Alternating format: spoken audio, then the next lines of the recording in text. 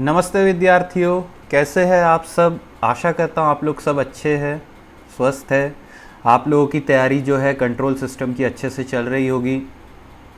आपने लेक्चर 3 तक पूरा वीडियोस देखे होंगे और मैंने आपसे जो रिक्वेस्ट किया था कि आप लोग कंट्रोल सिस्टम जो है हमारा लाप्लास ट्रांसफॉर्म के बाद ही आप लोग स्टार्ट करेंगे। तो आशा करता हूँ आप लोगों ने सब इंस्ट्रक्शंस मेरे फॉलो किए होंगे। तो आज क्या है, हम लोग एक नया लेक्चर स्टार्ट कर रहे हैं जो कि क्या लेक्चर 4 है हमारा आज का। और इसमें हम क्या पढ़ेंगे, poles and zeros of a system. देखिए, पोल एंड ज़ीरो जो होता है ना, हमारे क्या बोलते हैं ट्रांसफ़र फंक्शन का या हमारा क्लासिकल कंट्रोल सिस्टम का सबसे इम्पॉर्टेंट मतलब फैक्टर होता है। With the help of poles and zeros हम सिस्टम के पूरे कैरेक्टरिस्टिक्स को डिफाइन कर सकते हैं। ठीक है, अगर मैं बात करूँ तो चलिए फिर आज थोड़ा सा देख लिया जाए मतलब क्या है poles and zeros of a system. तो अगर कोई सिस्टम है हमारे पास, ठीक है, nth order linear differential equation से ऐसे रिप्रेजेंट होता है। ठीक है, हमने ये इक्वेशन बहुत बार देखा है, लाप्लास में भी देखा है, लेक्चर 3 में भी हम लोगों ने देखा है ट्रांसफर फंक्शन डिफाइन करते टाइम। ठीक है, तो अगर मेरा सिस्टम डिफाइंड है ऐसे nth order linear differential equation से, तो अगर मैं लाप्लास लूँ both sides, taking Laplace both sides, तो क्या होगा,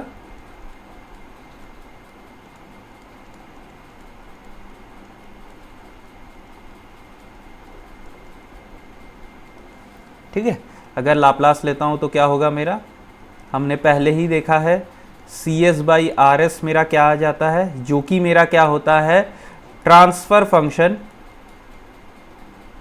हमने क्या देखा था, क्या आता है b m s to the power m plus b m minus one S to the power m minus one plus b naught आता है divided by a n s to the power n plus, अच्छा यहाँ पे देखिए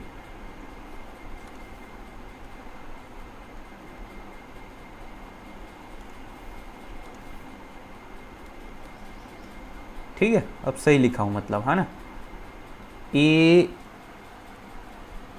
N minus one S to the power N minus one plus dot dot A naught. ठीक है, ऐसे लिख सकता हूँ। तो ये बेसिकली क्या है मेरा न्यूमरेटर का लाप्लास डिवाइडेड बाय डिनोमिनेटर का लाप्लास। अब अगर मैं आप लोगों से डेफिनेशन वाइज पूछूं कि पोल क्या होता है, तो आपको पता है पोल क्या बोलना है। पोल जो बेसिकली होता है ना, पोल बेसिकली ट्रांसफर फंक्शन का जो डिनोमिनेटर होता है ना, डीएस, जो कि ट्रांसफर फंक्शन का डिनोमिनेटर होता है, उसका जो रूट्स होता है ना, उसको हम क्या बोलते हैं, पोल्स बोलते हैं। Roots of the denominator of the transfer function is known as what, it is known as poles. मतलब अगर मैं बोलूं डी ऑफ एस अगर इक्वल टू 0 पुट करूंगा तो एस के जो वैल्यूज आएंगे ना, कितने वैल्यूज आएंगे एस के टोटल में, कोई बताया मेरे को, मतलब यस एन वैल्यूज आएंगे। ठीक है, एन वैल्यूज ऑफ एस रहेंगे। ठीक है, वो जो एन वैल्यूज, क्यों एन वैल्यूज रहेंगे, क्योंकि यहां nth ऑर्डर का डिफरेंशियल, सॉरी nth ऑर्डर का पॉलिनोमियल है ना, आप देख रहे हैं s to the power n. ठीक है, अगर हमको पता है क्या कि x square plus 2x plus 1, तो कितने सॉल्यूशन होंगे, 2 होंगे। अगर एक्स क्यूब प्लस 1 हो जाता है तो कितने होंगे, 3 होंगे। X to the power 4 plus 1 होंगे तो कितने होंगे, 4 होंगे। वैसे ही अगर यहाँ पे s to the power n है तो कितने होंगे फिर हमारे सॉल्यूशन, n सॉल्यूशंस होंगे। ठीक है, तो ये क्या हुआ मेरा पोल का एक डेफिनेशन हुआ कि ट्रांसफर फंक्शन का डिनोमिनेटर का जो रूट्स होता है या जो सॉल्यूशंस होते हैं उसको हम क्या बोलते हैं, उसको हम पोल्स बोलते हैं। और अगर मैं जीरो का बात कहूं तो जीरो भी कुछ नहीं होता है, जो न्यूमरेटर का रूट्स होता है ट्रांसफर फंक्शन को, उसको हम क्या बोलते हैं, जीरोस बोलते हैं। ठीक है, यहां पे देख सकते हैं न्यूमरेटर का लाप्लास ट्रांसफॉर्म क्या है, एन एस है।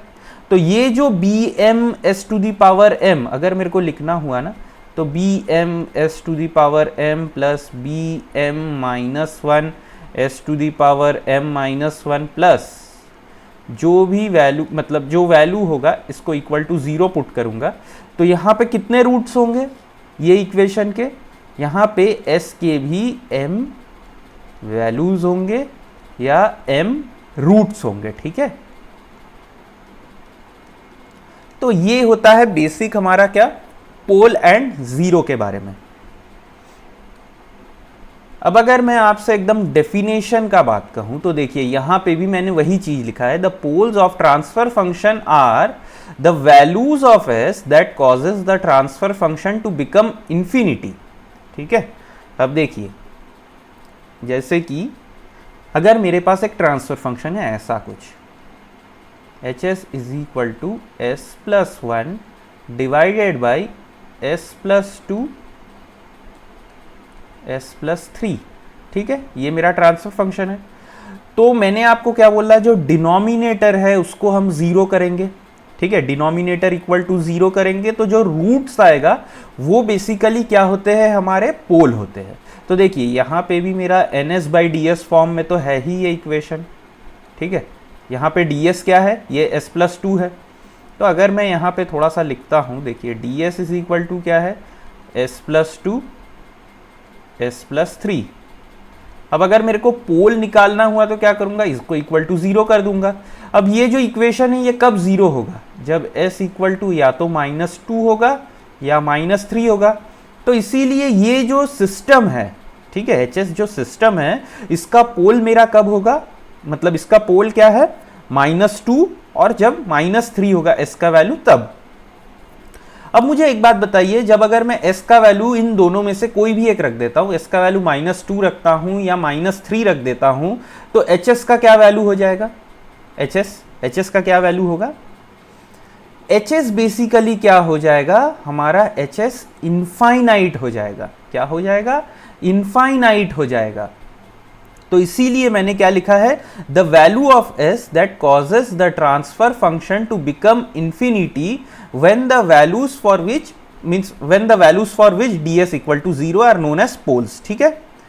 तो अब मैं ये हर जगह लिखा रहता है कि जो पोल होता है वो सिस्टम को इनफाइनाइट गेन पे लेके जाता है, ठीक है, इनफाइनाइट गेन पे लेके जाता है। तो इसका मतलब अगर मैं आपसे पूछूं रियल लाइफ में ये क्या सिग्निफाई करता है, रियल लाइफ की अगर मैं बात करूं, मतलब एक सिस्टम में अगर आपको मैं एक्सप्लेन करने बोल दूं तो आप क्या बोलेंगे कि सिस्टम का इनफाइनाइट गेन हो गया। तो देखिए मैं आपको थोड़ा सा इसके बारे में बताता हूं, जब हम लोग फ्रीक्वेंसी एनालिसिस करेंगे ना कोई भी ट्रांसफर फंक्शन का, तब और इजी हो जाएगा। लेकिन अभी के लिए आप लोग इसको नोट करके रखिए, आगे तो हमको देखना ही है मतलब।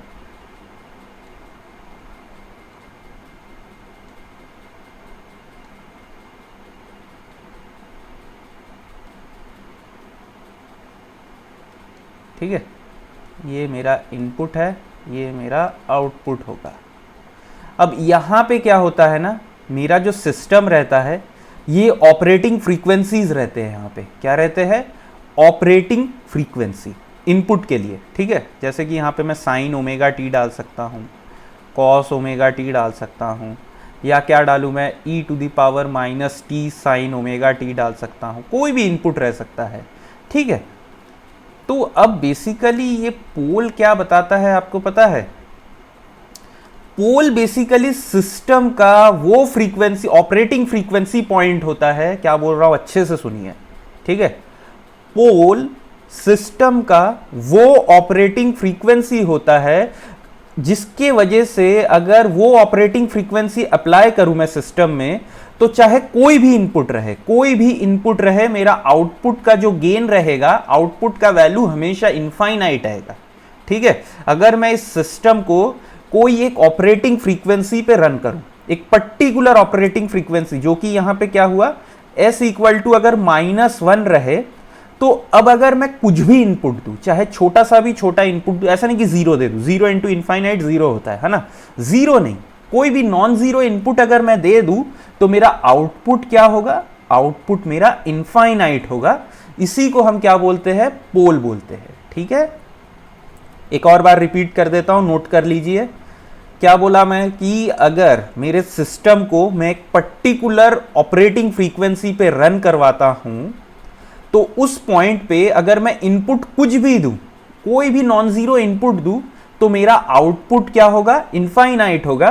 तो वो जो ऑपरेटिंग फ्रीक्वेंसी मेरे को मिलता है उसको हम क्या कहते हैं, उसको हम पोल कहते हैं। ठीक है, तो यही चीज मैंने लिखा है, देखिए at poles the system has infinite gain. तो पोल क्या करता है, सिस्टम को इनफाइनाइट गेन पे ले जाता है।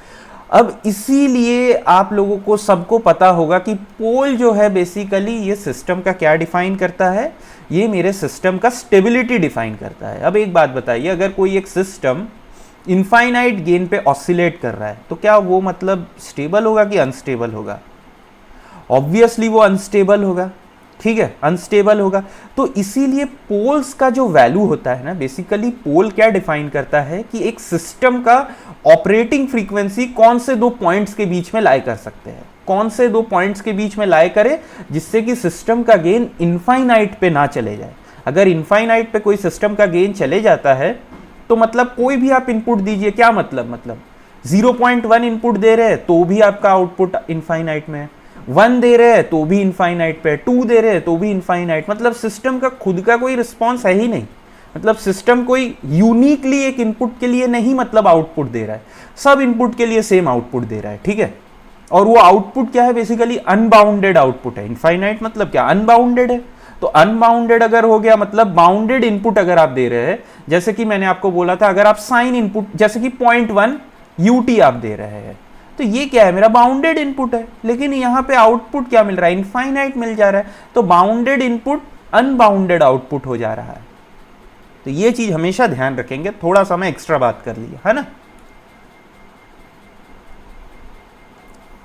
तो एक और चीज मेरे को बताना है, देखिए any roots of the denominator, पहले पढ़ देता हूं क्या लिखा हूं, any roots of the denominator which gets cancelled with numerator are considered as pole but they don't take the gain of the system to infinity. देखिए क्या बोल रहा हूं, अगर कोई एक मेरे पास ट्रांसफर फंक्शन है ऐसा,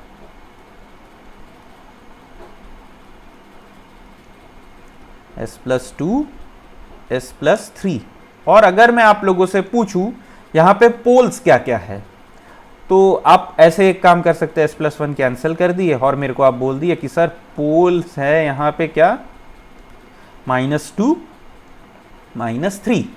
लेकिन ये क्या हुआ, ये पार्शियली ये आंसर करेक्ट है, पार्शियली ये आंसर करेक्ट है, क्योंकि ये जो s+1 है जो कि मेरा न्यूमरेटर के साथ कैंसल हो गया, ये भी पोल है। -1 ये भी मेरा पोल है। ये जो फिनोमेना है ना, इसको हम क्या बोलते हैं, पोल जीरो कैंसलेशन बोलते हैं। ठीक है, पोल जीरो कैंसलेशन बोलते हैं। इसके वजह से क्या होता है कि सिस्टम का अगर ये वाला ऑपरेटिंग फ्रीक्वेंसी अगर s = -1 देता हूं तो ये मेरे सिस्टम को कोई भी इनपुट के लिए इनफाइनाइट पे नहीं लेके जाता है। ठीक है, ये इनफाइनाइट पे नहीं लेके जाता है क्योंकि ये कैंसल हो जा रहा है। लेकिन इसको हम फिर भी पोल कंसीडर करते हैं, इसको हम पोल कंसीडर करते हैं। ठीक है, क्यों कंसीडर करते हैं ये हम आगे देखेंगे। अभी आप लोग बस इतना पकड़ के चलिए कि अगर मेरा पोल जीरो कैंसलेशन होता है कोई भी सिस्टम में, तो जो पोल कैंसल आउट हो गया उसको भी हम पोल कंसीडर करते हैं। ठीक है, क्यों करते हैं, कैसे करते हैं, ये मैं आपको बाद में बताऊंगा। तो ये क्या हुआ हमारा पोल्स का डेफिनेशन। अब थोड़ा सा अच्छा एक चीज एक जीके वाला बात कर लेता हूं, है ना, जीके। तो पोल्स को मतलब पोल क्यों बोलते हैं, क्यों नहीं कुछ दूसरा, विंडो बोल देते हैं, डोर बोल देते हैं, क्यों पोल? मतलब एक ऐसे मन में आ सकता है ना कि मतलब क्यों पोल क्यों बोल दे। तो देखिए जब इसके ऊपर रिसर्च चल रहा था ना, ऐसे मतलब मैंने पढ़ा है, तो जब रिसर्च हो रहा था तो सिस्टम इनफाइनाइट पे जा रहा था। तो अब लोग सोचे कि क्या मतलब ऐसे क्या बोलते, है ना, कि ऐसा मतलब सिस्टम का जो गेन था ना वो बेसिकली एक इम्पल्स टाइप दिखने लग जा रहा था। तो लोगों को लगा कि चलो इसका नाम पोल रख देते हैं, पोल ऐसा लंबा होता है, ठीक है, तो इसीलिए इसका नाम पोल है। ठीक है, अगर कोई पूछ ले कि पोल का नाम पोल क्यों है, तो आप बता सकते हैं कि पोल का नाम पोल क्यों है ना। वैसे ही आप पूछ सकते हो जीरोस का नाम जीरो क्यों है, तो वो भी बता दूंगा, मतलब है ना, ऐसा नहीं है कि नहीं बताऊंगा। तो zeros of the transfer function मैंने क्या बोला था कि वो वैल्यूज होते हैं न्यूमरेटर का ट्रांसफर फंक्शन का जो कि जीरो हो जाता है। ठीक है, तो अगर सपोज कीजिए जैसे मैंने पीछे लिया था s+1, ऐसा एक अगर मैं ले लूँ s+2 s+3, ठीक है, यहां पे तो आप तुरंत बोल दोगे कि पोल्स जो है, पोल्स क्या है मेरे -2 -3। अब जीरोस क्या है, जीरो न्यूमरेटर को अगर मैं इक्वल टू जीरो करूं तो जो रूट्स आते हैं वो बेसिकली क्या होते हैं, वो मेरे जीरोस होते हैं। तो s यहां पे क्या है -1, ये मेरा क्या हो गया, जीरो हो गया। ठीक है, ये मेरा क्या है, जीरो है। अब अगर मैं आप लोगों से जीरोस का बात करूं, जैसे पोल्स में बताया था, तो जीरो क्या होता है आपको पता है, मतलब जैसे कि यहां पे सिस्टम है एक मेरा, ठीक है, यहां पे मैं इनपुट देता हूं तो यहां पे मेरे को आउटपुट मिलता है। अब जीरो सिस्टम का वो ऑपरेटिंग फ्रीक्वेंसी पॉइंट होता है जहां पे कि अगर आप कुछ भी इनपुट दे तो आउटपुट जो है जीरो मिलेगा, आपको कोई आउटपुट नहीं मिलेगा। ठीक है, कोई आउटपुट नहीं मिलेगा। तो ऐसे फ्रीक्वेंसी पॉइंट्स को हम क्या बोलते हैं, जीरो बोलते हैं। जैसे कि फॉर एग्जांपल इस केस में क्या है, s = -1। अब यहां पे आप इनपुट sin t दीजिए जो कि एक ऑसिलेटरी इनपुट है, चाहे आप e⁻−t sin t ut दे दीजिए। ठीक है, यहां ut लिखना जरूरत है ना, कंट्रोल में आप हमेशा ut लिखेंगे क्योंकि कंट्रोल सिस्टम में पहले ही बोल चुका हूं LTI कॉजल सिस्टम के लिए डिफाइंड होता है, तो यहां पे ut लिखना मस्ट है हम लोगों को, है ना। हाँ, तो कोई भी आप इनपुट दे, चाहे आप e⁻t sin t ut दे दीजिए जो कि एक अनबाउंडेड इनपुट है। ठीक है, यहां पे एक्सपोनेंशियल राइज हो रहा है, यहां पे एक्सपोनेंशियली डीके हो रहा था। तो अगर आप यहां पे एक राइजिंग इनपुट भी दे रहे हैं लेकिन मेरा सिस्टम का ऑपरेटिंग फ्रीक्वेंसी कहां पे ऑपरेट कर रहा है, जीरो पे ऑपरेट कर रहा है। इसीलिए अगर आप एक अनबाउंडेड अगर आप एक अनबाउंडेड इनपुट भी दे रहे हैं तो आपका आउटपुट जो होगा क्या होगा, हमेशा इक्वल टू जीरो हो जाएगा। ठीक है, हमेशा आपका आउटपुट जीरो पे रहेगा। तो इसीलिए इसका नाम क्या है, जैसे पोल का नाम पोल आपको मैंने बोला, इसीलिए जीरो का नाम जीरो है। ठीक है, कि मतलब कोई भी आप इनपुट दीजिए तो आपको आउटपुट जीरो मिल रहा है, इसीलिए इसका नाम जीरोस है। ठीक है, तो समझ गए आप लोग मतलब। अच्छा देखिए यहां पे एक छोटा मिस्टेक लिख दिया हूं, मतलब at poles the system gain is G, at zeros the system has zero gain. ठीक है, तो चाहे अगर आप एक सिस्टम को उसके जीरो वाले फ्रीक्वेंसी पॉइंट पे अगर रन कर रहे हैं, ठीक है, अगर आप एक सिस्टम को उसके जीरो ऑपरेटिंग पॉइंट पे रन कर रहे हैं, जीरो वाला जो फ्रीक्वेंसी है उस वाले ऑपरेटिंग पॉइंट पे अगर रन कर रहे हैं, तो अगर आप एक बाउंडेड इनपुट दीजिए चाहे अनबाउंडेड इनपुट दीजिए, कोई फर्क नहीं पड़ता, आपका आउटपुट क्या होगा, हमेशा जीरो ही होगा। ठीक है, अब देखिए नेक्स्ट जो नोट पॉइंट लिखा हूं, any root of the numerator which cancelled with the denominator are considered as zero but they don't take the gain of the system to zero. Clearly पीछे वाला एग्जांपल फिर से कॉपी करता हूं मैं।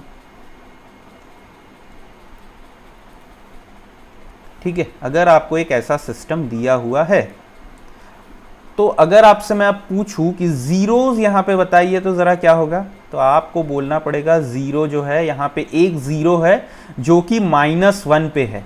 ठीक है, एट s = -1 पे जो है ये मेरा एक सिस्टम का क्या है, एक जीरोस है। ठीक है, s = -1 पे, लेकिन ये जो जीरो है ये बेसिकली सिस्टम को क्या करता है, ये सिस्टम को जीरो गेन पे नहीं ले जाता है। ठीक है, ये जीरो गेन पे नहीं ले जाता है। क्यों नहीं ले जाता है ये हम देखेंगे, क्योंकि यहां पे ये पोल जीरो कैंसलेशन फिर से हो रहा है। ठीक है, लेकिन ये इसको हम जीरोस कंसीडर करेंगे। अब अगर मैं यहां पे और एक कुछ डाल देता ऐसे जैसे कि s+4, तो अब सिस्टम में कितने जीरोस है, सिस्टम में अब दो जीरोस है। कहां कहां, s = -1, s = -4। लेकिन जो -1 वाला जीरो है ये मेरे सिस्टम को जीरो गेन पे नहीं ले जाएगा। क्यों नहीं लेके जाएगा, क्योंकि यहां पे हमारा क्या हो रहा है, हमारा पोल जीरो कैंसलेशन हो रहा है इसी वजह से। लेकिन जो दूसरा वाला जीरो है जो कि मेरा s इक्वल टू -4 पे एग्जिस्ट करता है, वो क्या करेगा, वो आपके सिस्टम को, अगर आप इस वाले ऑपरेटिंग फ्रीक्वेंसी पे सिस्टम को रन करेंगे तो कोई भी इनपुट के लिए आपको आउटपुट क्या मिलेगा, जीरो मिलेगा। ठीक है, तो ये हमारा वैलिड जीरो है। इसको हम देखेंगे, इसको हम क्या बोलते हैं। ठीक है, आगे चल के देखेंगे। तो अब अगर मैं आप लोगों से बात करूं कि सिग्निफिकेंस ऑफ पोल्स क्या होते हैं। ठीक है, अगर पोल्स का मैं सिग्निफिकेंस का बात करूं तो पोल्स क्या चीज को सिग्निफाई करता है, अगर मैं आपसे पूछूं तो देखिए, पोल्स बेसिकली जो होते हैं ना, ये क्या करते हैं, मेरे सिस्टम के स्टेबिलिटी को डिफाइन करते हैं। ठीक है, सिस्टम के स्टेबिलिटी को डिफाइन करते हैं। कैसे, देखिए मैं आपको बताता हूं। अगर सपोज कीजिए मेरे पास एक सिस्टम है जिसका इंपल्स रिस्पॉन्स क्या है, h of s is equal to 1/s+1। ठीक है, ये मेरा एक सिस्टम है जिसका इंपल्स रिस्पॉन्स ये है। अब अगर आप देखेंगे कि ये सिस्टम क्या है, बेसिकली CS/RS, ये सिस्टम जो है ये स्टेबल है। क्यों स्टेबल है आपको मैं बताता हूं। देखिए, अगर मैं इसका इन्वर्स लाप्लास लूंगा तो ये क्या देगा, e⁻t ut, जिसका कर्व हमको पता है कैसे होता है, कुछ ऐसे दिखता है। ठीक है, तो हमारा क्या है, पोल्स के हेल्प से हम सिस्टम का स्टेबिलिटी पता कर सकते हैं। अब अगर देखिए मैं एक ऐसा सिस्टम ले लूं,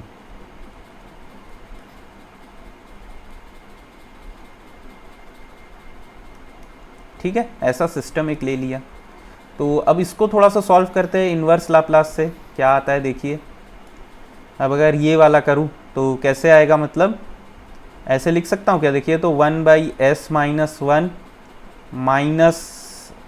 -s+1, तो ये +1 यहाँ आ गया और ये -1 यहाँ आ गया। तो यहाँ पे मैं लिख सकता हूँ हाफ से मेरे को करना पड़ेगा मल्टीप्लाई। क्यों, क्योंकि ये s+1 इधर आएगा तो यहाँ पे +1 रहेगा, यहाँ पे ये आ जाएगा तो s -s+1 हो जाएगा, तो 2 आ जाएगा ऊपर न्यूमरेटर में। और अगर आप लोगों को नहीं समझ में आता है तो a/b वो a/s-1 + b/s+1 ऐसे कीजिए। मैंने इसको डायरेक्टली कर लिया। डायरेक्टली कैसे किया, देखिए ये कैसे मेरे को आया समझ में कि यहाँ पे हाफ लिखना है, ये मेरे प्रैक्टिस से आया। तो जब आप लोग भी प्रैक्टिस करेंगे ना तब आप लोग को समझ में आएगा। देखिए मेरे दिमाग में ही ये हो गया कि मेरे को यहाँ पे 1/s-1 लेना है, s+1। अगर मैं ऐसे ले लिया तो ये क्या आएगा, अगर मैं यहाँ पे एलसीएम ले लूँ तो s-1 s+1, तो यहाँ पे s+1 माइनस ऑफ s-1 आ जाएगा। तो ये माइनस जब अंदर लाऊंगा -s होगा, +2 हो जाएगा।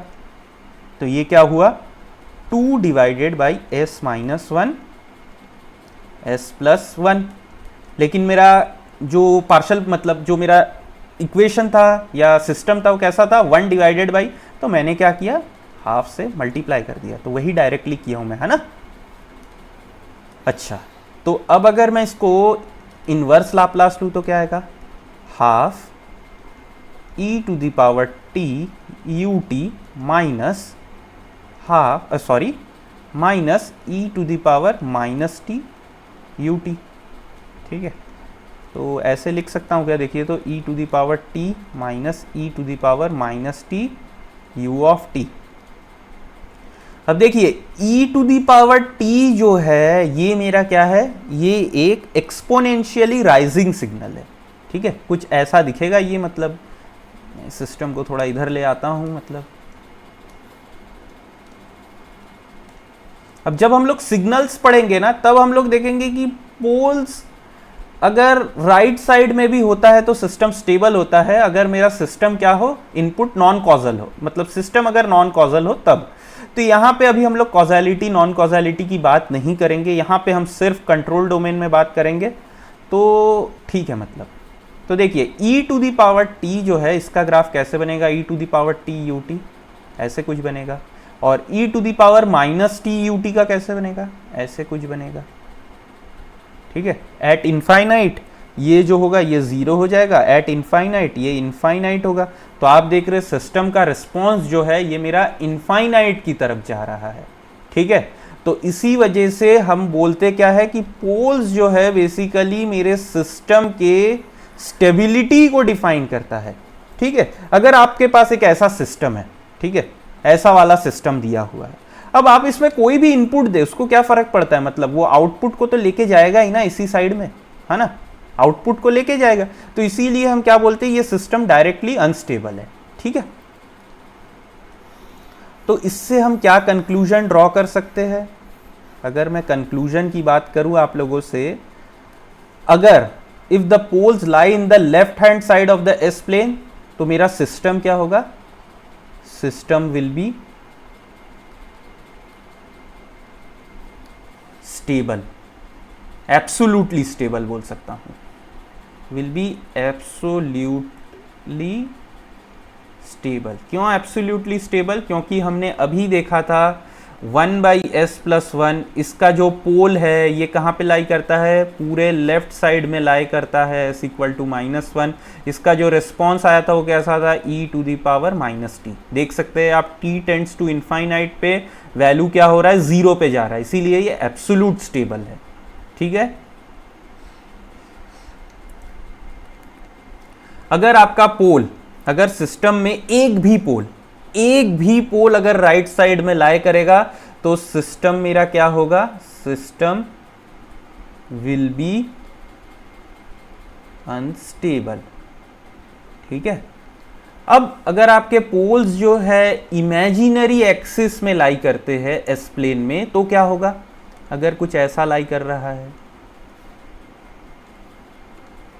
ठीक है, ऐसे लाई कर रहा है सपोज कीजिए, तो अगर मैं ऐसा एक ट्रांसफर फंक्शन लिख लूँ, HS = 1/s² + 1, ठीक है। तो इसको मैं क्या लिख सकता हूँ, +j -j लिख सकता हूँ कि नहीं, मतलब एकदम बिल्कुल लिख सकता हूँ, इसी के लिए ये तो ट्रांसफर फंक्शन है ना, मतलब इसको ऐसे लिख सकता हूँ कि नहीं, देखिए तो ज़रा, ये a² - b² के फॉर्म में आ जाएगा, तो s² - j², अब j² क्या होता है, -1, तो माइनस माइनस प्लस हो जाएगा, तो इसीलिए 1/s² + 1, ठीक है। तो हमको क्या पता है, अगर मैं इसका इन्वर्स लाप्लास लूँ तो ये क्या है, मतलब ये मेरा sin t ut, ठीक है। और sin t ut कैसे दिखता है हमको, कुछ ऐसे दिखता है कि नहीं, ऑसिलेटरी। तो इसको हम क्या बोलते हैं, अगर आपके सिस्टम में पोल्स जो है इमेजिनरी एक्सिस पे लाई करे तो मेरा सिस्टम क्या होगा, system will B marginally stable, ठीक है, मार्जिनल स्टेबल हो जाएगा हमारा सिस्टम। अब मैं आपसे एक चीज पूछना चाहता हूं, थोड़ा सा मतलब जी के, मुझे पता है मैंने पढ़ाया नहीं है अभी तक, फिर भी पूछता हूं, देखते हैं, मतलब पढ़ाया नहीं हूं ऐसे तो गलत हो जाएगा, बताया जरूर हूं मैं। अब एक सिस्टम है, सपोज कीजिए मेरे पास, इसका जो पोल है ना, बस ऐसा है एक, मतलब है ना, ये है मेरा क्या, -1 और ये j पकड़ लेते हैं। अब बताइए ये सिस्टम कैसा है, मतलब ये सिस्टम क्या होगा, स्टेबल होगा, अनस्टेबल होगा, मार्जिनल स्टेबल होगा, क्या होगा ये सिस्टम, अगर ऐसा एक पोल है, बस इसके पास एक कॉम्प्लेक्स पोल है, ठीक है। अगर मुझे लिखना हुआ तो ये सिस्टम कुछ ऐसे दिखेगा, देखिए HS, ये S कहाँ पे है, S = -1 + j। तो अगर मेरे को HS का इक्वेशन मतलब सिस्टम लिखना है तो कैसे लिखूंगा, S + 1 - j, ऐसे लिख सकता हूं। अब मुझे बताइए तो जरा, इसका रिस्पॉन्स कहाँ पे होगा, मतलब कैसे होगा, मतलब ये स्टेबल है, अनस्टेबल है, मार्जिनल स्टेबल है, या कुछ दूसरा है। थोड़ा सा सोचिए 2 सेकंड और फिर मेरे को बताइए, मतलब है ना। तो ठीक है, मतलब आप लोगों ने, लगता है मतलब कुछ लोगों ने बहुत सही सोचा होगा। याद कीजिए जब मैं आप लोगों को ट्रांसफर फंक्शन बताया था, ठीक है, तब मैंने आपको क्या बताया था वहां पे, वो वाले स्लाइड पे या वो वाले वीडियो पे एक बार जाइए तो ज़रा, अगर आप लोगों ने ध्यान से या अगर आपने नोट बनाया है तो नोट्स पे देखिए, मैंने वहाँ पे कुछ लिखा था। जो bm, an, bm-1, an-1 जो भी कोफिशिएंट्स है यहाँ पे, मैंने क्या लिखा था, वो कोफिशिएंट्स को मैंने रियल लिखा था। साथ ही साथ मैंने नीचे शायद एक पॉइंट भी डाला था कि जो भी इसके रूट्स आते हैं वो या तो ज़ीरो होंगे, या तो रियल होंगे, या तो कॉम्प्लेक्स कॉन्जुगेट होंगे। कॉम्प्लेक्स कॉन्जुगेट मतलब क्या? हमेशा पैर में एग्जिस्ट करेंगे। तो अगर यहाँ पे आप क्या देख रहे हैं, कॉम्प्लेक्स कॉन्जुगेट है क्या? ये नहीं है। तो ऐसा सिस्टम हमारे पास कभी आएगा ही नहीं। क्यों नहीं आएगा? क्योंकि अगर मेरे कोफिशिएंट्स रियल है, s² + s + 1, ठीक है, अगर मेरे कोफिशिएंट्स रियल है तो मुझे क्या मिलेंगे? हमेशा या तो मेरे रूट्स रियल होंगे, या तो ज़ीरो होंगे, या तो कॉम्प्लेक्स कॉन्जुगेट होंगे। ठीक है, तो हमारे पास इक्वेशंस हमेशा ऐसे रहेंगे। तो इसी वजह से ये जो सिस्टम है, दिस डज नॉट एग्जिस्ट। ठीक है, बहुत अच्छे से, बहुत आराम से इसको नोट कर लीजिए।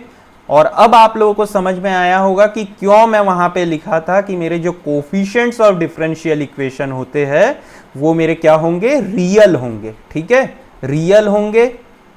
तो रियल होने का वजह ये था।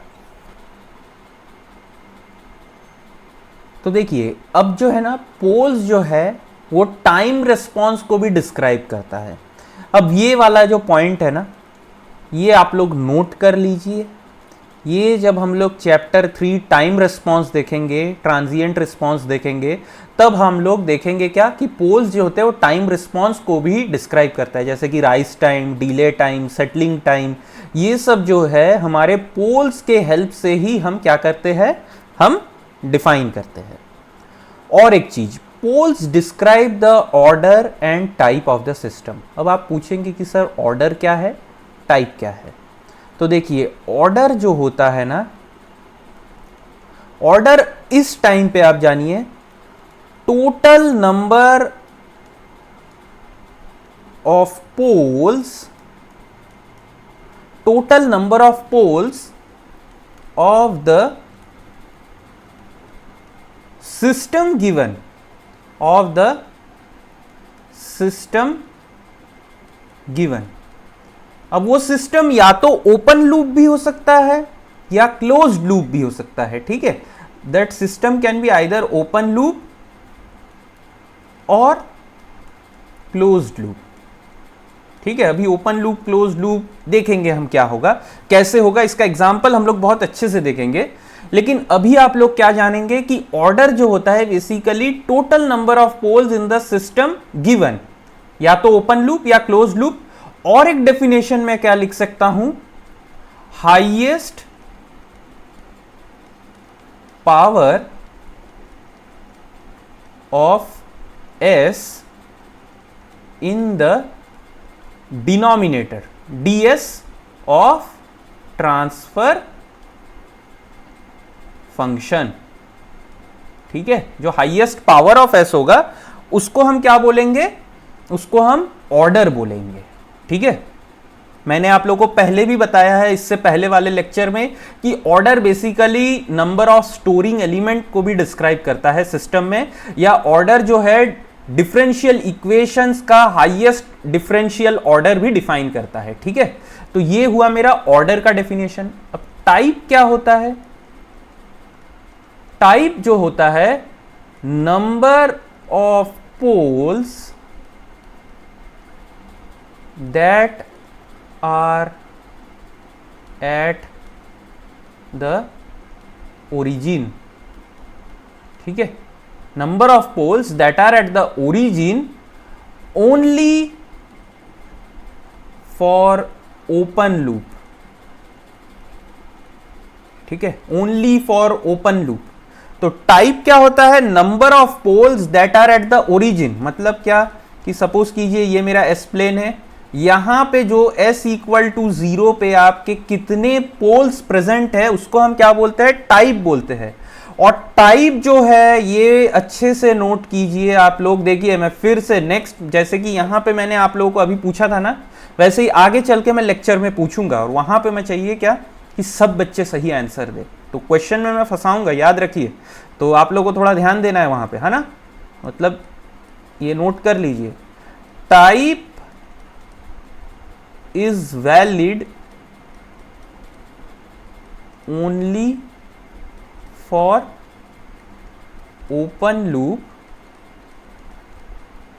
सिस्टम। ठीक है, अगर टाइप आपसे पूछ ले कोई क्लोज्ड लूप का तो भी आप ओपन लूप का ही बोलेंगे टाइप, है ना। टाइप जो होता है ये डिफाइंड ही होता है किसके लिए, ओपन लूप सिस्टम के लिए। ठीक है, तो पोल्स जो है हमारे ऑर्डर और टाइप को भी डिफाइन करता है। और एक चीज क्या पोल डिफाइन करता है, पोल हमारा डीके कांस्टेंट या टाइम कांस्टेंट को भी डिफाइन करता है। टाइम कांस्टेंट शायद मैंने आगे लिखा भी है, हाँ टाइम कांस्टेंट, यस। तो डीके कांस्टेंट को ही हम टाइम कांस्टेंट भी बोलते हैं एंड फ्रीक्वेंसी ऑफ ऑसिलेशन भी बोलते हैं। तो मैं एक बार देखूं, चेक करता हूं कि ये दोनों कंसेप्ट हाँ मैंने कवर किया है। ठीक है, तो अभी मैं आप लोगों को बताऊंगा कि क्या होता है डीके कांस्टेंट और क्या होता है फ्रीक्वेंसी ऑफ ऑसिलेशन। तो इसके लिए अलग से मैंने स्लाइड्स भी बना लिए, तो यहां पे मैं नहीं एक्सप्लेन करता हूं, अभी नोट कर लीजिए, है ना, तो आगे तो देख ही लेंगे। अच्छा, तो टाइम कांस्टेंट बेसिकली क्या होता है ना, टाइम कांस्टेंट को हम डीके कांस्टेंट के नाम से भी जानते हैं, डीके कांस्टेंट, है ना।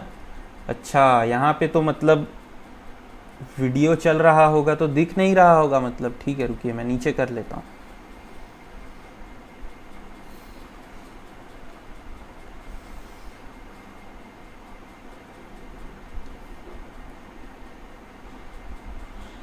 है ना, तो देखिए टाइम कांस्टेंट बेसिकली क्या बोलता है, time constant is defined as the reciprocal of magnitude of the negative of the real part of the root. मतलब समझ गया मैं, कुछ समझ में नहीं आया, थोड़ा कंफ्यूजिंग है ना, लैंग्वेज ही मतलब ऐसा है, मुझे भी पता है, मतलब नहीं समझ में आया होगा तो ठीक है, नहीं समझ में आया तो क्या बात है, मतलब एग्जाम्पल तो हम लेंगे ही, मतलब ठीक है। देखिए सपोज कीजिए, अभी आपको शायद ये समझ में नहीं आया होगा, कोई दिक्कत नहीं, एग्जाम्पल से बिल्कुल एकदम मतलब आ जाएगा। सपोज कीजिए मेरा सिस्टम है कुछ ऐसा, ठीक है, ऐसा कुछ सिस्टम आपको दिया हुआ है। यहां पे अब मुझे बताइए, यहां पे पोल्स क्या है, pole equal to S equal to -1। अच्छा, टाइम कांस्टेंट को ना हम डिफाइन करते हैं टाउ से, तो ये थोड़ा सा मतलब एक नोटेशन है। हाँ, तो यहां पे मेरा पोल्स क्या है, एस इक्वल टू -1 पे है। अब ये जो टाइम कांस्टेंट है ना, ये बेसिकली मैंने लिखा क्या है, देखिए time constant is defined as reciprocal of magnitude, reciprocal of magnitude of the negative. तो देखिए negative of the real part of the root, यहां पे real part of the root क्या है, -1 ही है। अरे रियल पार्ट मतलब ऐसे लिख सकता हूं ना इसको, तो रियल पार्ट तो सिर्फ माइनस पार्ट है। तो अब उल्टा चलिए आप, उल्टा चलिए, है ना, यहां से देखिए real part of the root, सबसे पहले रियल पार्ट ले लीजिए। ठीक है भैया, हमने रियल पार्ट ले लिया, देखिए -1 ले लिया, रियल पार्ट ले लिया। अच्छा ऐसे नहीं लिखता हूं, थोड़ा गलत लग रहा है। हाँ, तो देखिए हमने रियल पार्ट को तो ले लिया, ठीक है। फिर क्या बोला है, नेगेटिव, ठीक है, नेगेटिव भी लेना है। तो ठीक है, चलिए हम क्या करते हैं कि और एक नेगेटिव भी ले लेते हैं, ठीक है। मैग्नीट्यूड ऑफ रेसिप्रोकल, अब देखिए मैग्नीट्यूड लेना है, फिर इसका रेसिप्रोकल लेना है, रेसिप्रोकल, ठीक है। तो टाइम कांस्टेंट बेसिकली मैं ऐसे लिख सकता हूं क्या, देखिए तो जरा,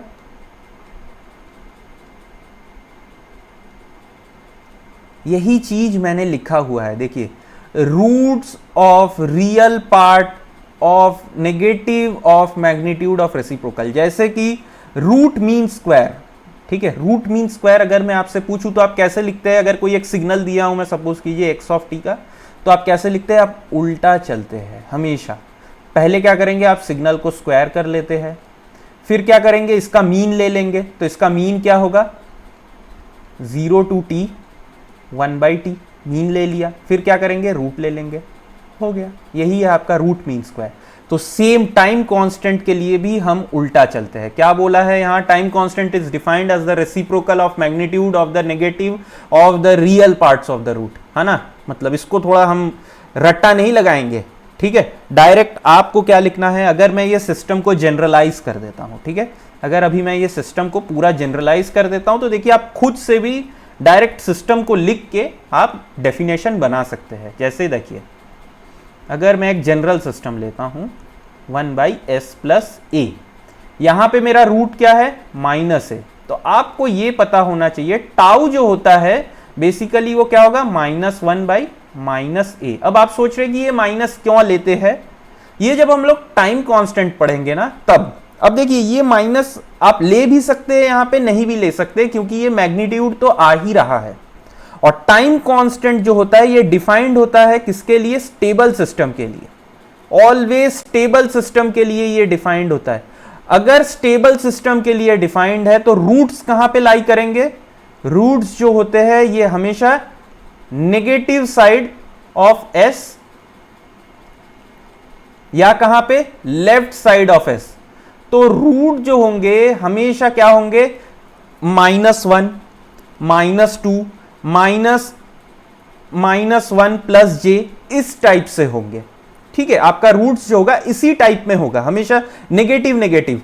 तो स्टेबल सिस्टम के लिए ही हमेशा टाइम कांस्टेंट डिफाइंड होता है, इसीलिए ये माइनस लगाने का मतलब नहीं है, लेकिन फिर भी हम लगाते हैं। क्यों लगाते हैं ये हम आगे देखेंगे कि ये माइनस का यूज कब आता है, ठीक है। डेफिनेशन में ये माइनस का यूज क्यों आता है। तो अभी अगर मैं आपसे बोलूं कि टाइम कांस्टेंट अगर एक सिस्टम का आपको लिखना है, जैसे कि आपको एक ये जनरल सिस्टम का लिख दिया। अब देखिए अगर मैं आपको एक ऐसे ही कोई रैंडम सिस्टम दे देता हूं, ठीक है, जैसे कि GS is equal to 1/s plus 1, s plus 2, s plus 3, ऐसा एक सिस्टम दे दिया। अब आपसे मैं पूछ लूं कि आप बताइए सिस्टम का टाइम कांस्टेंट बताइए। टाइम कांस्टेंट अगर मैं आपसे पूछ लूं इस सिस्टम का, तो आप मेरे को क्या बोलेंगे? क्या होगा इसका टाइम कांस्टेंट? यहां पे सबसे पहले देखिए पोल्स कहां कहां है? पोल्स है मेरे -1, -2, -3 पे। तो हर एक पोल के लिए हर एक स्टेबल, मतलब यहां पे तो सब पूरा सिस्टम ही स्टेबल है। अगर यहां पे एक ऐसा कुछ आ जाता ना s-4, आप तुरंत बोल देते ये system has no concept of time constant, ठीक है। No system means no concept of time constant. क्यों? क्योंकि ये अनस्टेबल सिस्टम है। यहां पे एक पोल जो है मेरे राइट हैंड साइड में लाई करेगा, तो ये सिस्टम में कोई कंसेप्ट ऑफ टाइम कांस्टेंट नहीं है। लेकिन मैंने आपको क्या सिस्टम दिया था? सिस्टम हमारा कुछ ऐसा था। तो यहां पे आप देख सकते हैं ये सिस्टम क्या है? मेरा स्टेबल सिस्टम है। तो यहां पे टाइम कांस्टेंट का कंसेप्ट आएगा। तो देखिए अगर मैं पहले वाले पोल के लिए टाइम कांस्टेंट लिखूं तो τ1 क्या होगा? Reciprocal of negative of the negative part of real root. तो देखिए यहां पे नेगेटिव रियल रूट क्या है? -1 है। तो बस क्या लिखना है? -1 डिवाइडेड बाई -1, इसका मैग्नीट्यूड है τ1। अगर मेरे को दूसरे वाले का लिखना है τ2 का, तो क्या लिखूंगा? -1/-, ठीक है। और τ3 क्या लिखूंगा? -3, इसका मैग्नीट्यूड। तो τ1 मेरा क्या आ गया? τ1 is equal to 1, τ2 is equal to half and τ3 is equal to 1/3, ठीक है। ये मेरा क्या आ गया? τ1, τ2, τ3 का वैल्यू। अभी मैंने आपको बताया नहीं है कि टाइम कांस्टेंट का यूनिट क्या होगा। इसका यूनिट क्या है अभी हमको नहीं पता, ठीक है। यूनिट अभी हमको नहीं पता, तो ठीक है, मतलब यूनिट के लिए भी बात कर लेते हैं। तो मैं क्या करता हूं, मतलब अभी ये क्या है? थर्ड ऑर्डर सिस्टम है, इसको सॉल्व नहीं करता, मतलब हाँ ना, थोड़ा क्या मतलब इतना पार्शियल फ्रैक्शन वैक्शन लेके, तो सिंपल वाला सिस्टम ले लेते हैं जो हमने अभी पहले देखा। यहां पे मैं आपको दो चीज एक्सप्लेन करूंगा कि टाइम कांस्टेंट को हम डीके कांस्टेंट क्यों कहते हैं और इसका यूनिट क्या होता है ये भी हम पता करेंगे, ठीक है। पता नहीं यार मेरे को मतलब एलर्जी हो गया है क्या, एकदम मतलब लेक्चर बना रहा हूँ और नाक में कुछ कुछ हो रहा है मेरे को यहाँ वहाँ एकदम, हाँ एकदम मतलब ऐसे लग रहा है एलर्जी टाइप का कुछ, एकदम मतलब गर्मी आ रही है अभी तो, मतलब एकदम चिलचिलाहट धूप है, तो बाहर सब देख ही रहे हैं। तो हाँ मैं सोच भी रहा था मतलब कि ये जो लेक्चर है ना ये इसके साथ एक मतलब और एक सेशन ले लेता हूँ, मतलब उसमें क्या है कि आप लोगों को बता देता हूँ कि जो लोग सेल्फ स्टडी कर रहे हैं वो कैसे मतलब हम पढ़े, है ना, सेल्फ स्टडी कैसे करें। तो अगर आप लोग को मतलब ठीक है वो भी मैं वीडियो प्रोवाइड तो करूँगा ही, तो ठीक है। अब देखिए ये वीडियो भी 45 मिनट्स का हो गया, मतलब क्या करूं मैं, है ना, मतलब 45 मिनट्स तो ऐसे ही बात करते करते बोल दिया मैं, अब क्या करूं। तो ठीक है, मतलब इसको क्या करता हूं मैं यहीं पे पोल 0 पहले ख़त्म कर देता हूं, ठीक है, फिर क्या करूंगा और एक पार्ट इसी का लेके आऊँगा, तो पार्ट 2 लेके आऊँगा, ठीक है, इस लेक्चर का, क्योंकि मेरे को नहीं पसंद मतलब 1 घंटे से ऊपर का लेक्चर नहीं होना चाहिए, है ना, और सब चीज़ हमको अच्छे से पढ़ना भी है। तो फिर ठीक है, तो टाइम वेस्ट किए बिना इसको बता देता हूँ मैं। तो जीएस देखिए क्या होगा, अगर मैं जीएस का बात करूँ तो अगर मैं जीटी लिखता हूँ तो जीटी क्या होगा, इसका इन्वर्स ले लूँगा तो ई टू दी पावर, अच्छा नहीं तो यहाँ पे ना क्या करूँ मैं इसको 2 ले लेता हूँ, है ना, 2 ले लेता हूँ तो 2 बेटर रहेगा। तो E to the power -2t ut, ठीक है, e to the power -2t ut। अब देखिए मैं इसको ऐसे लिख सकता हूं क्या, e to the power -t divided by half ut, ऐसे अगर लिख लूं, या ऐसे नहीं लिखते, छोड़िए हटाइए,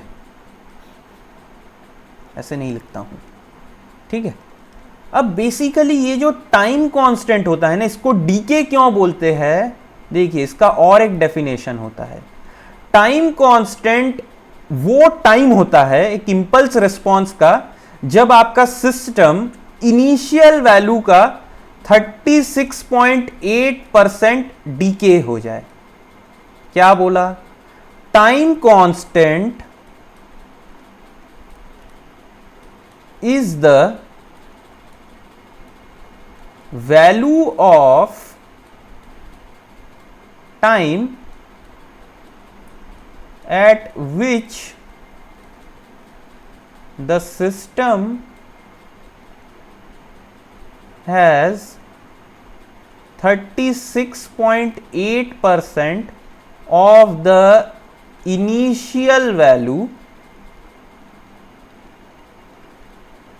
while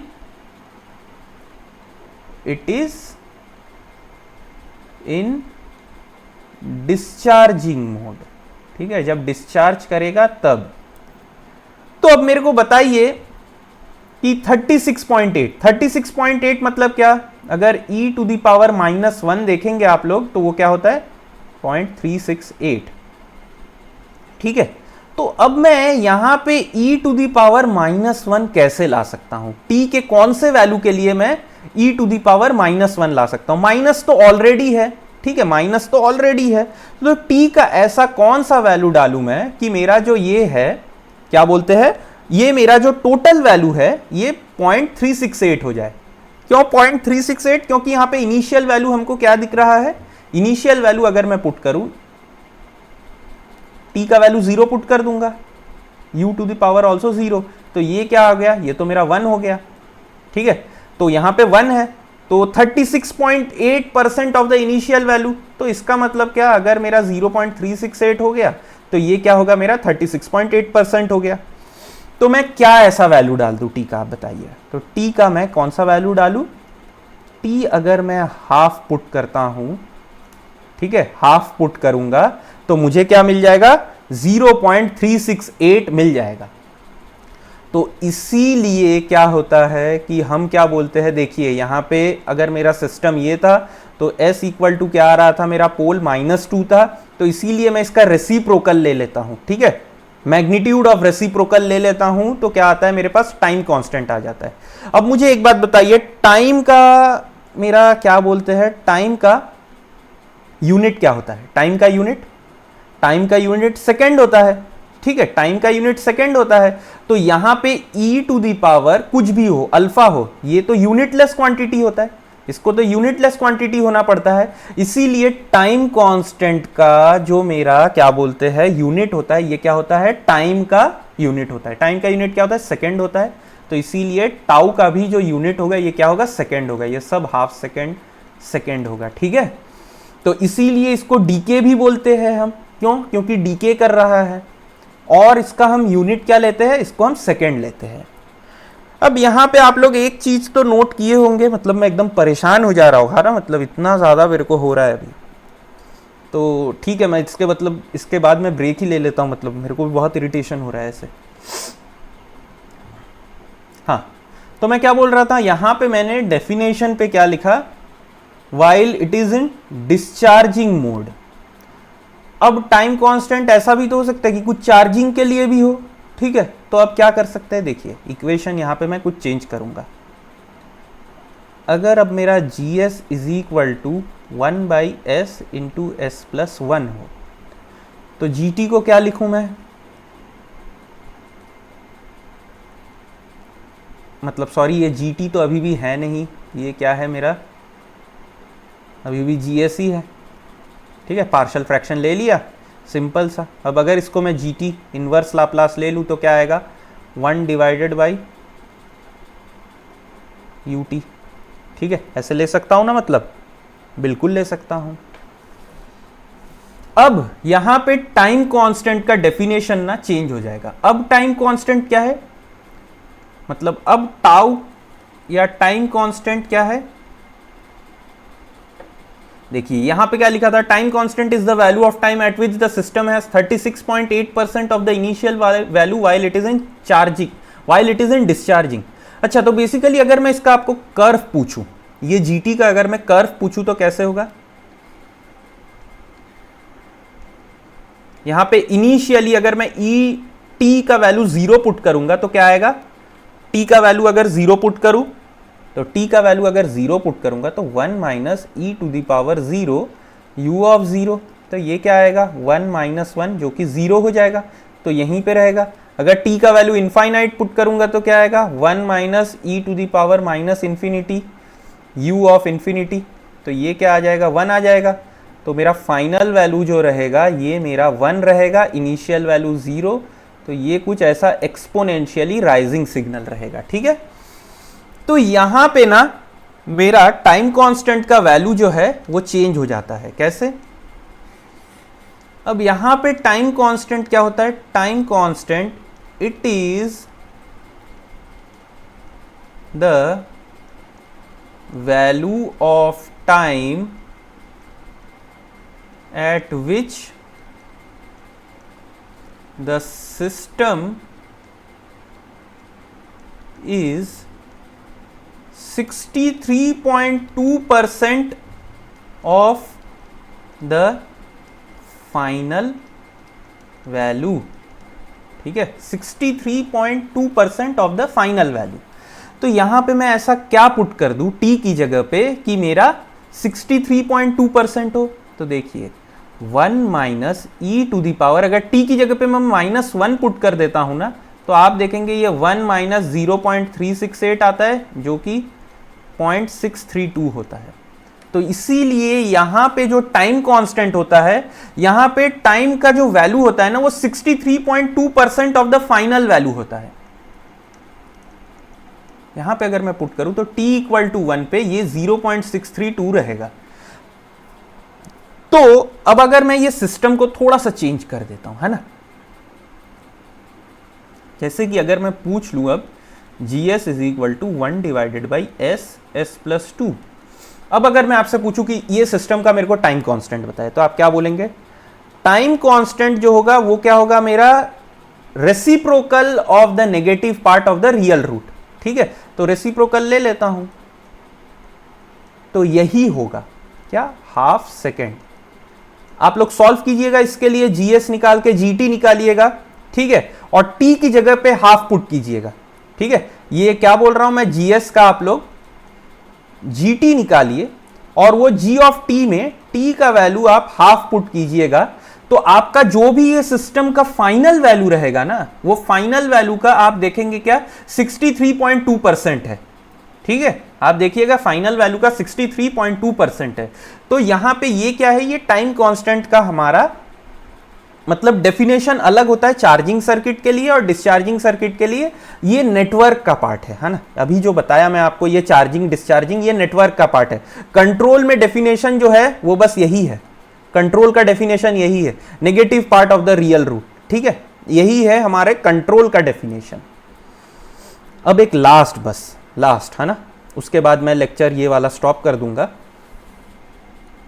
तो अगर मेरे पास एक कोई ऐसा सिस्टम है GS is equal to 1/s² plus s plus 1, ठीक है, ऐसा कोई सिस्टम है, या मैं इसको क्या पकड़ लूँ 2s, हाँ वो भी पकड़ सकते हैं, मतलब ठीक है, नहीं ठीक है यही लेते हैं। तो इसका टाइम कांस्टेंट क्या होगा, टाइम कांस्टेंट सबसे पहले क्या करेंगे हम, इसके पोल्स को फाइंड आउट करेंगे। तो पोल्स के लिए क्या, डिनोमिनेटर के इक्वेशन को 0 पुट करना है, ds इक्वल टू 0। तो अगर मैं पुट कर लूँ तो क्या होगा, s² plus s plus 1 equal to 0। तो s का वैल्यू क्या आएगा -b, तो -b मतलब क्या 1 प्लस माइनस b², b² क्या है यहाँ 1 है, 1 माइनस 4ac, तो 4 इंटू 1 बाई 2a, तो 2a यहाँ 2, तो -1 प्लस -3/2, या इसको मैं क्या लिखूँ -1 प्लस -j√3/2, ठीक है, या इसको मैं लिख सकता हूँ -½ प्लस -j√3/2, ऐसे भी लिख सकता हूँ। अब अगर मैं इसको प्लॉट करूँ, ठीक है, अभी पोल 0 प्लॉट भी हम लोग पढ़ेंगे, मतलब है ना, आगे है सब चीज़ है। तो देखिए ये आ गया, अगर मैं इसको प्लॉट करूँ तो ये कुछ यहाँ पे लग रहेगा। अगर ये मेरा -½ है तो ये यहाँ पे, एक यहाँ पे, और ये जो मेरा वैल्यू रहेगा ये क्या रहेगा, ये j√3/2 और ये -j√3/2। अब यहाँ पे टाइम कांस्टेंट का डेफिनेशन मैंने क्या बोला था, reciprocal of the negative part of the real root, negative part reciprocal of the real part of the root. तो देखिए यहाँ पे रियल पार्ट क्या है, -½ है, तो यहाँ पे जो टाइम कांस्टेंट होगा वो क्या होगा, देखिए बहुत अच्छे से देखिए, -½ ले लिया, सब ले लिया, इसका रेसिप्रोकल, तो -½ का रेसिप्रोकल ले लेंगे, ये -½ तो ये क्या होगा, ये 2 ऊपर आ जाएगा, तो टाउ इक्वल टू 2। तो हमेशा जो रियल पार्ट रहेगा रूट का, उसी को हम क्या बोलेंगे, टाइम कांस्टेंट बोलेंगे। और मैं इसको यहाँ पे डायरेक्टली सॉल्व भी कर सकता था, देखिए कैसे, ये ऐसे लिख सकता हूँ क्या, देखिए तो मैं ज़रा,